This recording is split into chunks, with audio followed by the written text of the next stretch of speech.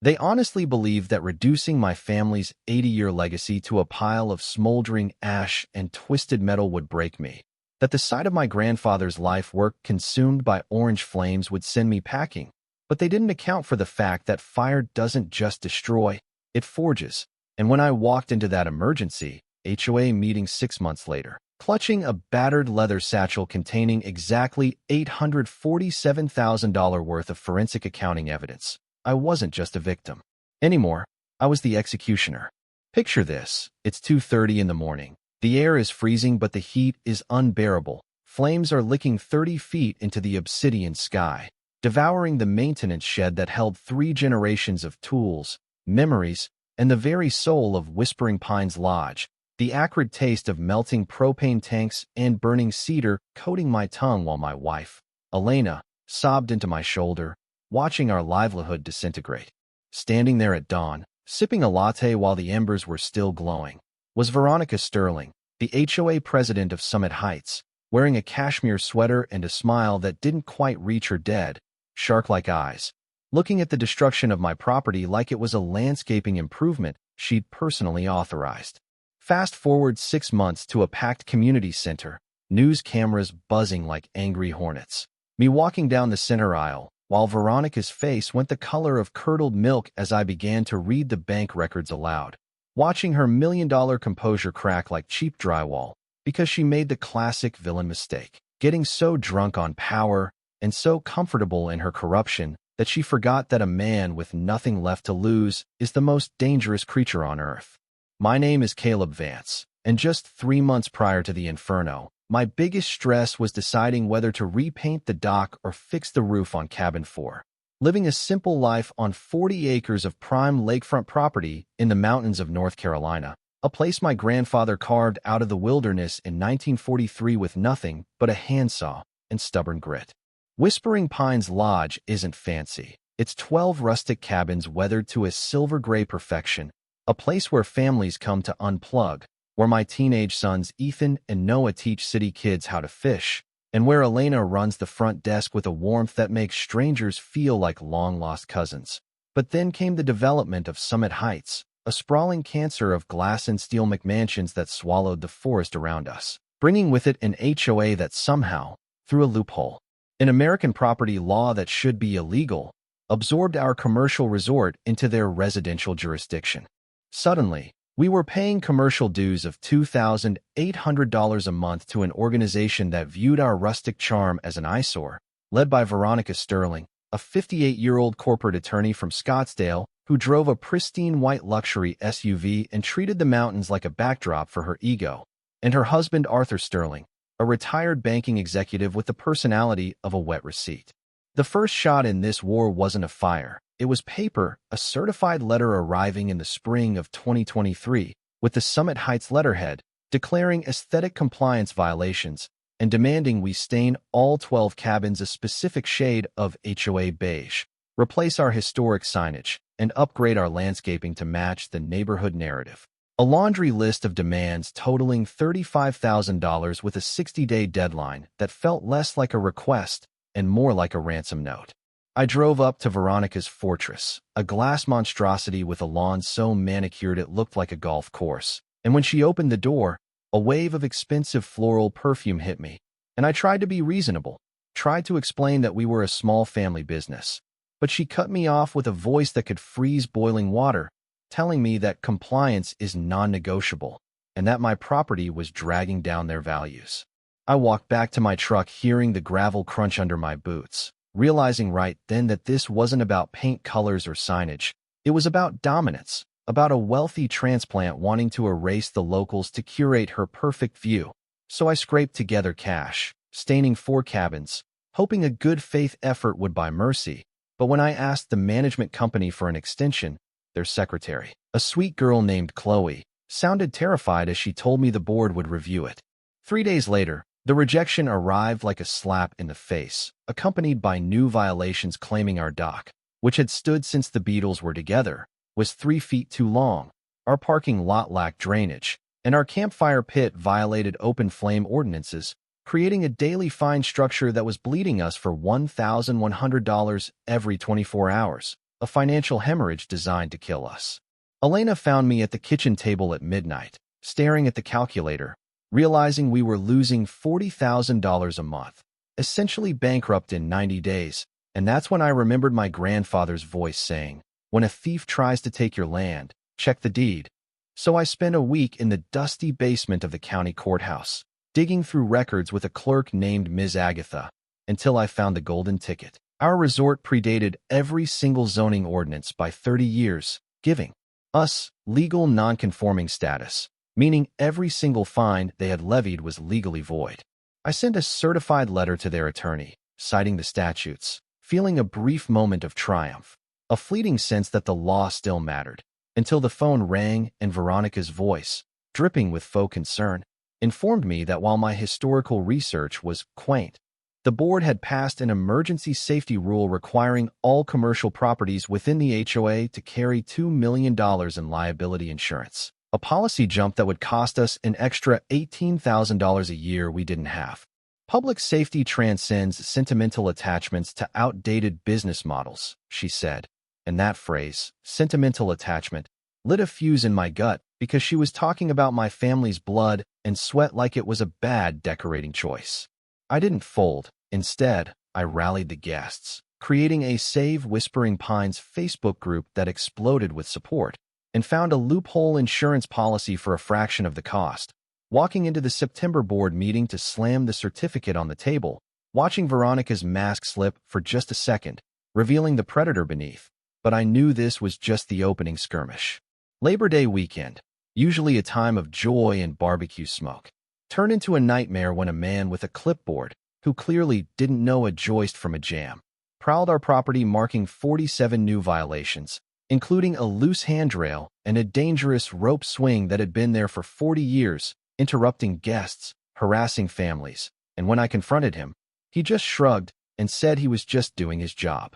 I hired Morgan, a paralegal friend who attacks paperwork like a pit bull, and for $500 she dissected their governing documents, discovering that the emergency insurance rule was passed without a quorum, meaning they were making up laws as they went along, stacking meetings with only their cronies from Summit Heights. We went public. A local reporter named Sophia Russo interviewed loyal guests who cried on camera about their memories, and the story went viral, humiliated Veronica who refused to comment, while Arthur just glared at the cameras. But every victory brought retaliation. Inspections doubled. Our propane supplier received mysterious calls about our safety issues, and Elena started asking if maybe, just maybe, we should sell to the developer from Apex Horizon Group, who kept calling with lowball offers.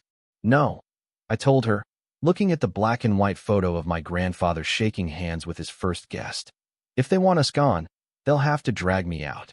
And then came October 15th, the night the world turned orange, 2:30 a.m., woken by Elena's scream, running outside to see the shed, the heart of our maintenance operation, engulfed in flames that roared like a jet engine, the heat singing the hair on my arms as I frantically dialed 911. Helpless against the destruction. The fire chief confirmed 3 separate ignition points. Arson, clear as day. And when I saw Veronica and Arthur standing there at dawn, him with a camera documenting for insurance, and her with that sick, satisfied smirk, claiming it was a blessing in disguise to remove such an eyesore, I realized this wasn't a property dispute anymore. It was war, and they had just made the mistake of turning a peaceful man into a hunter. I spent the week following the fire, moving through the world like a ghost, fueled by caffeine and a cold, hard rage that settled deep in my chest, playing detective because I knew the police investigation would take too long and I needed answers now. The breakthrough came from the marina next door, where grainy security footage showed a figure in dark clothes climbing our fence at 2:15 a.m., a figure with the distinct, heavy build of Arthur Sterling, though his face was hidden. But the real smoking gun arrived in an unmarked envelope on my desk. Photos of Arthur at a hardware store purchasing 3 5-gallon gas cans the day before the fire, complete with a credit card receipt signed in his shaky, arrogant hand, sent by a neighbor in Summit Heights who had finally seen enough. We had allies on the inside, silent observers disgusted by the tyranny, but proving arson was one thing, getting the money to rebuild was another, because our insurance policy had a clause requiring an HOA compliance certificate to release the funds, and naturally, Veronica refused to sign it, holding our $25,000 payout hostage until we fixed every single bogus violation, creating a perfect, vicious circle where we couldn't rebuild without money and couldn't get money without rebuilding. They called an emergency board meeting 2 days later, a kangaroo court where Veronica announced a new rule requiring a $40,000 sprinkler system for commercial entities, voiding our grandfather status under the guise of imminent safety threats. A move so calculated it made me want to flip the heavy oak table they sat behind. Elena and I sat in the kitchen, the silence of the house heavy around us, the numbers on the page spelling out our doom. Sprinklers, legal fees, lost revenue, fines. We were looking at a hole so deep we'd never climb out, and Elena whispered that the developer from Apex Horizon Group had upped the offer to $800,000, enough to pay the debts and walk away. I looked at her, saw the exhaustion etched into her beautiful face, and I almost said yes, almost gave in. But then I thought about Arthur's smirk, about the fire, about the tools my grandfather held that were now melted slag, and I said, "No, we don't run, we attack." I called Morgan and told her to request every single financial document the HOA had generated in 4 years, invoking state public records laws, and I called Officer Maddox to report the arson with the new evidence, deciding to fight on 2 fronts, legal and criminal. When we walked into the management office to demand the records, the receptionist looked like she was going to be sick, stalling until Morgan slapped the state statute on the desk, and we walked out with 4 banker boxes of financial rot, spreading them across my dining table like an autopsy of corruption. What we found made my blood run cold. Over 4 years, the HOA collected $2.1 million, and the reserve fund, which should have held $800,000 for emergencies, had a balance of $23,000. Over $1 million had vanished into the ether. It wasn't just mismanagement, it was theft on an industrial scale. Veronica's nephew ran the landscaping company charging triple the market rate, snow removal bills for $15,000 during a winter with no snow, and personal expenses that would make a dictator blush. Veronica's $75,000 home garden renovation paid by community funds. Arthur's $35,000 plow truck bought with HOA money, and educational trips to luxury resorts in the Caribbean for the board members. And then, the nuclear bomb.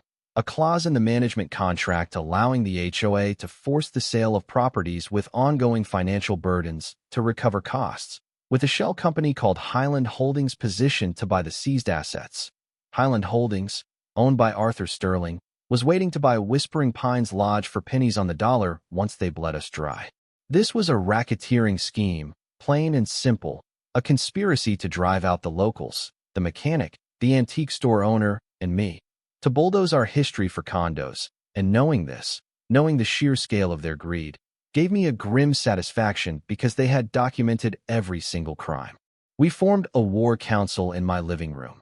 Morgan with her legal mind, Marcus, a forensic accountant who traced the embezzlement like an artist, Sophia Russo, the reporter ready to drop the story of the decade, and Officer Maddox, who was quietly building the criminal case.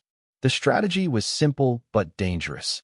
Expose them at the annual budget meeting on December 31st, relying on a clause that allowed property owners to overthrow the board with a majority vote. But we needed the numbers. We needed to rally the residents of Summit Heights who were also being ripped off. As we organized, bringing neighbors pizza and showing them the theft charts, the other side panicked. Anonymous flyers appeared calling me a tax cheat, a danger to children. And then, the lowest blow of all, a CPS worker showed up at my door responding to an anonymous tip that my sons were living in squalor and that I was unstable. Watching that social worker interview Ethan and Noah, seeing the confusion and fear in my sons' eyes as they were questioned about their father, something inside me snapped.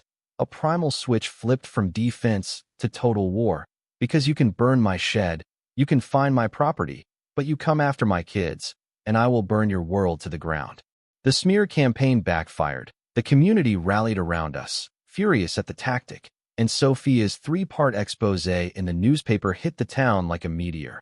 The war for Whispering Pines, laying out the fraud, the arson, the harassment, turning us into a symbol of resistance. Desperation set in for the Sterlings. They cut our water line, sabotaged our internet, and I caught Arthur on trail cameras creeping along my fence line at night. But they were sloppy, terrified, and when Arthur was recorded by a neighbor bragging, "Once we own that lodge, we're sitting on a gold mine. Those backwater trash don't deserve the land." I knew we had the final nail for their coffin.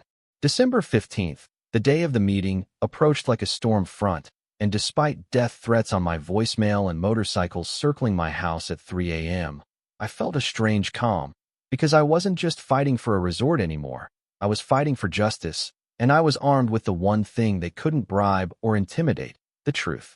December 15th arrived with a sky the color of bruised iron, cold and sharp, the kind of day that feels like judgment. And as I walked into the community center, I saw that the parking lot was overflowing, cars spilling onto the grass, media vans with their satellite dishes raised like flags of war, and a crowd of 400 people trying to squeeze into a room meant for 200. Inside, the air was thick with tension, a physical weight pressing down on the room, and at the front table sat Veronica, rigid as a statue in her designer blazer, and Arthur, who was sweating so profusely he looked like he was melting, his eyes darting around the room looking for an exit that didn't exist. I walked down the center aisle, the crowd parting for me like the Red Sea, clutching that battered leather satchel, feeling the weight of my grandfather's work gloves in my pocket for courage, and as I hooked my laptop to the projector, the silence in the room was absolute, 1,000 breaths held in unison. Veronica tried to bang her gavel, screeching about time limits and protocol, but Officer Maddox stepped forward, his hand resting on his belt, and calmly stated that state law required a full hearing, silencing her with a single sentence. And that was the moment her power evaporated. I didn't scream, I didn't shout, I just clicked the first slide. HOA Financial Analysis 2019 to 2023, and began to read the numbers, my voice steady, projecting the theft onto the wall in 40-foot letters. $2.1 million collected, $2.3 million spent, reserve fund empty. Gasps rippled through the room like a wave, followed by a low rumble of anger when I showed the slide of Veronica's landscaping bills and Arthur's snow plow. But the coup de grace was the audio recording. I pressed play, and Arthur's voice sneered through the speakers, calling the residents backwater trash and bragging about the gold mine he was going to steal. The room exploded. People were on their feet, screaming thieves and crooks, a chaotic symphony of vindication, and Arthur actually tried to run, bolting for the side door only to be blocked by 2 deputies who had been waiting in the wings. I looked at Veronica, really looked at her, and saw the arrogance drain away, replaced by the terrifying realization that she was just a common criminal. And when I projected her own signatures on the fraudulent checks, the crowd didn't just yell, they laughed, a harsh, derisive laughter that stripped her of every ounce of dignity she thought she possessed. The vote was a slaughter. Motion to remove the board, nearly unanimous. Motion to pursue criminal charges, unanimous.